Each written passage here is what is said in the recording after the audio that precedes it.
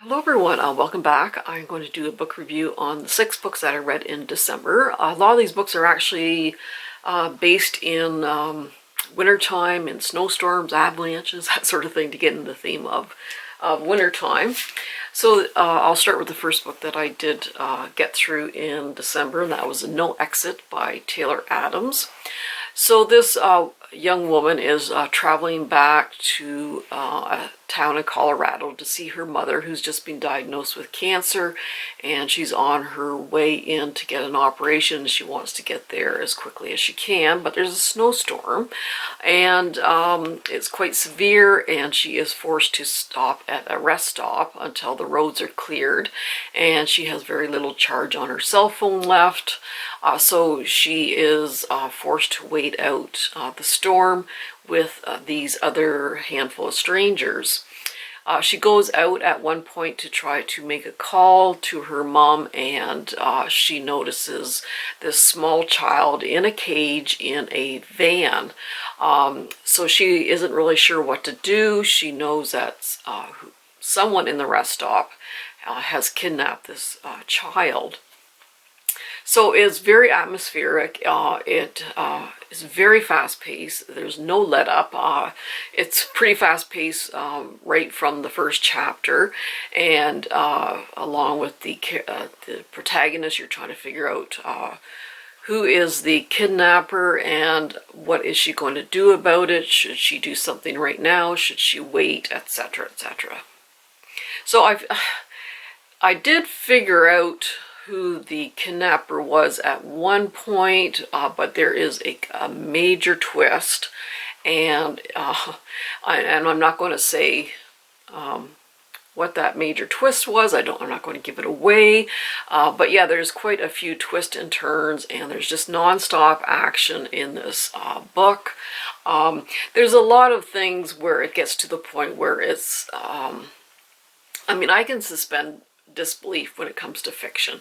I can suspend my disbelief up to the space station, but this one when it's getting near the end, it was like, oh my god, come on, really? But anyway, like I said, I can suspend my disbelief. But anyway, it is very fast paced. There's lots of twists and turns, and yeah, so it was pretty good. I give maybe a 3.8 out of 5 stars, I guess, for this one. It certainly is very, very action-packed. A lot of, like I said, there's a lot of things. I guess growing up in a very snowy area, some things I'm like, really? But anyway, it was a fun read. And there is, oh,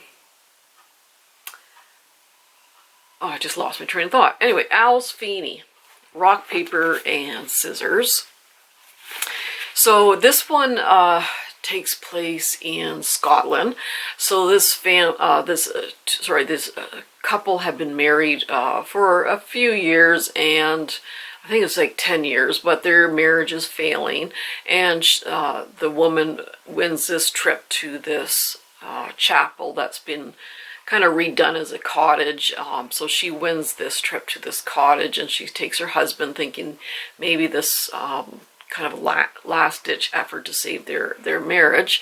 And when they get to the chapel, of course, it's there's a few weird little things that are happening. Now, the one interesting thing is the husband has face blindness.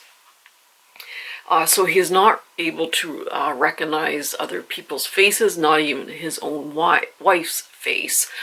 He knows it's her by her voice and her hair and mannerisms, etc., etc., like that. So I actually Googled it, and it's not as rare as one would think. There's varying degrees of face blindness. Some people can't even recognize their own face, but it's actually, Googling it is actually quite an interesting phenomenon. So anyway, I wasn't sure how the face blindness was going to be part of this plot, but the author did work it in quite well. So yeah, there's a lot of spooky things that are happening, and during the every few chapters, the wife, every anniversary, first, second, third, etc., right up to the 10th anniversary, she is writing these letters to her husband, just saying how things were going, how their marriage was going, that sort of thing. But she never actually gives the letters to her husband. So those play a bit of a part in the plot also. There was quite a twist at the end, a very good twist. I think it was very well done. Yeah, I didn't see that one coming. So yeah, I gave this about a 4 out of 5 stars. It was a good read. And then the next one was by Ruth Ware, and this is One by One. So I did read her The Woman in Cabin 10, which I liked. I did read Into the Dark Woods, or Into the Woods, something like that. I did not like that one. So this one, it takes place in a ski chalet in the French Alps. So there is this company. I think there's like maybe eight of the people in the company go on this retreat to this ski chalet in the French Alps, and one by one they are getting killed off. It's similar to the Agatha Christie novel, And Then There Were None. So one at a time these people are getting killed and everyone's getting kind of paranoid, etc. I did like parts of it. I did like the characters. I did guess who the person was fairly early on. And I find that with a lot of the Ruth Ware's, well, the 3 that I've read, I do kind of guess who the person is quite early on. So yeah, it was okay. The last 100 pages was basically you knew who the killer was, and the rest of it was trying to what happened to the characters when this person was found out. So yeah, it was about a 3 out of 5. I didn't love it, I didn't hate it. It was okay. And then this is Wolf Winter by Cecilia Ekbach. And this is a Swedish writer. And so this family, this husband and wife and their 2 young girls, they are just looking for a better way of life. So they moved from Finland to their uncle's farm in Sweden, and then the uncle goes back to Finland to kind of take over this other fellow's job. And it takes place in 1717. So it is a very slow-paced book, but I found it quite interesting how these people were able to survive back then a very difficult, brutal winter. So right off the bat,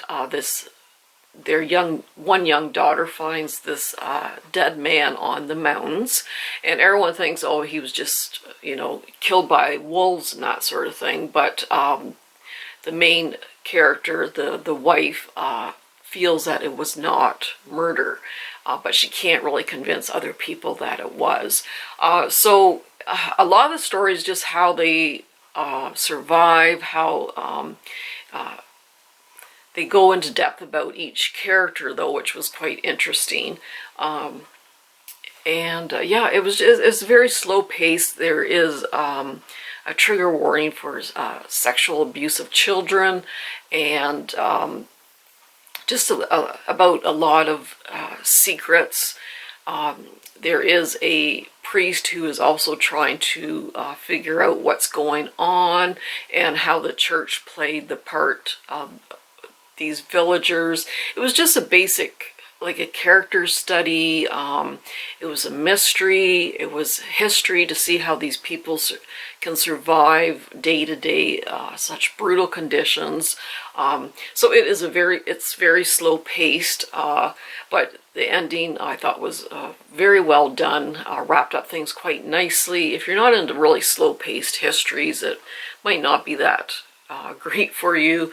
I do soak up anything that's historical, and I did actually like kind of the conflicts between the characters. I thought it was well done, so I give it a 4 out of 5 stars. Certainly not for everyone, but I thought it was quite a fascinating book. And then after reading those very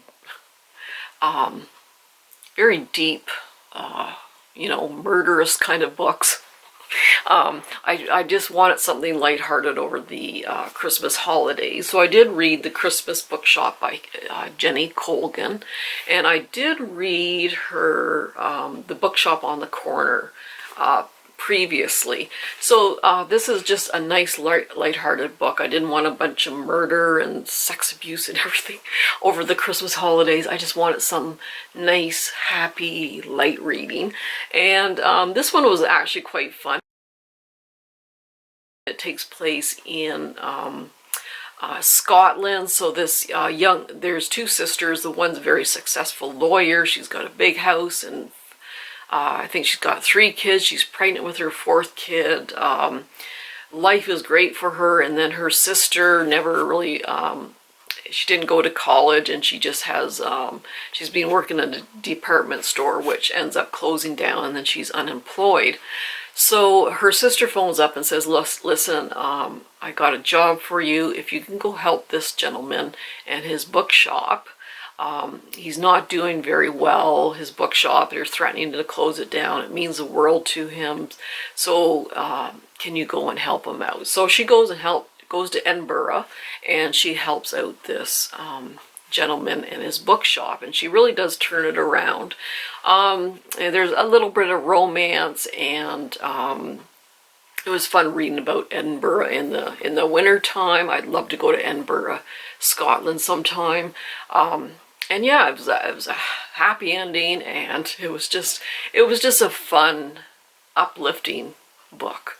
And I just needed a little break from all that other heavy-duty kind of themes book-wise. So yeah, it was just a fun, enjoyable read. And then I just finished Little Black Lies by Sandra Block. And this is the first in the series, and I have the other 2 to read. So this is the first book that I read by this author.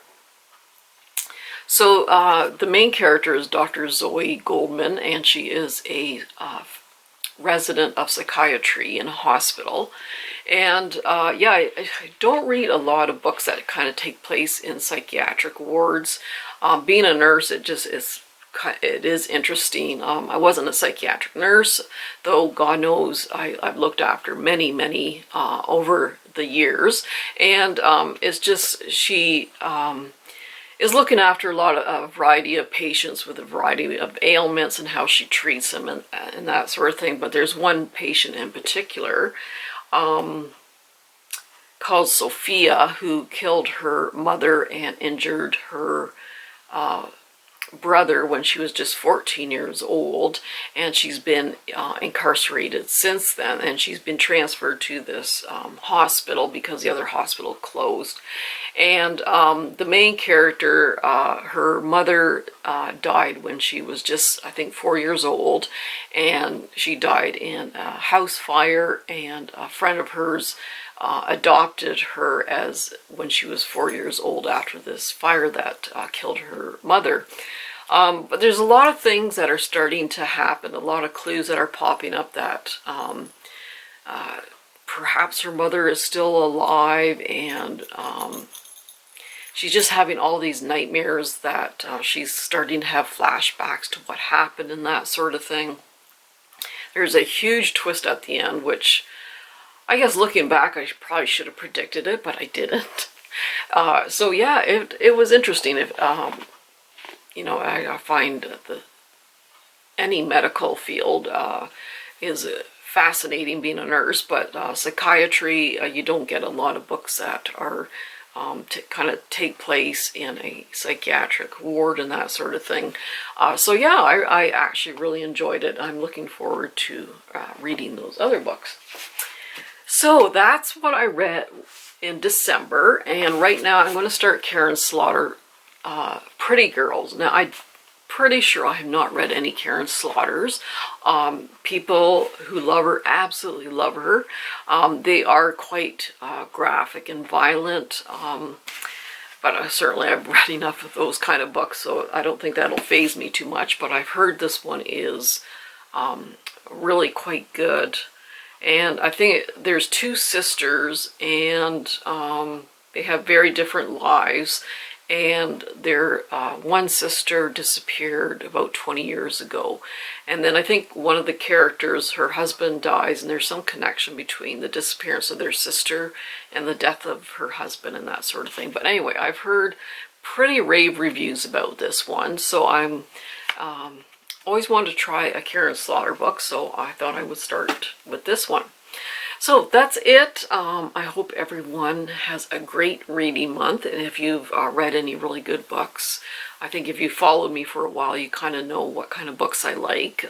Thrillers, adventure, history, some contemporary I don't mind if it's done the right way, but anyway, just let me know if you have any suggestions. So everyone take care. Happy New Year. If I haven't answered some of your comments in some of my other videos, I hope you have a wonderful New Year, and I hope everything turns around this year for everyone. And happy January reading. So we'll see you later. Bye-bye.